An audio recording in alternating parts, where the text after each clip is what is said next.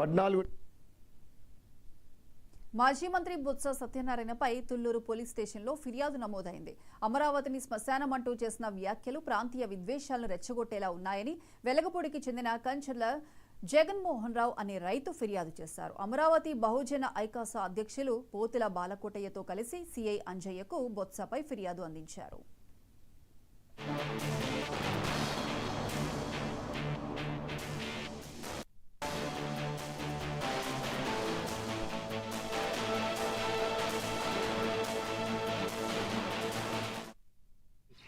ఎలాంటి తప్పు ప్రజా రాజధాని అమరావతిని గౌరవపరిచినా కూడా అంతే తప్పు.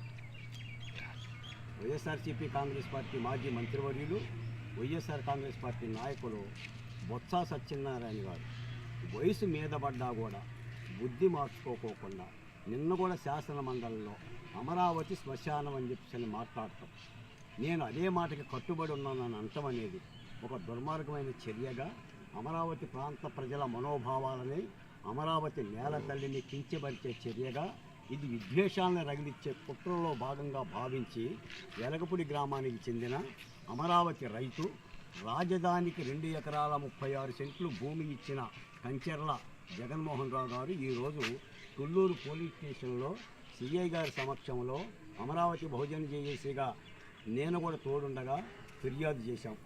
ఒక రాష్ట్రాన్ని అగౌరవ నెల్లూరు జిల్లా ముత్తుకూరు మండలం కృష్ణపట్నంలో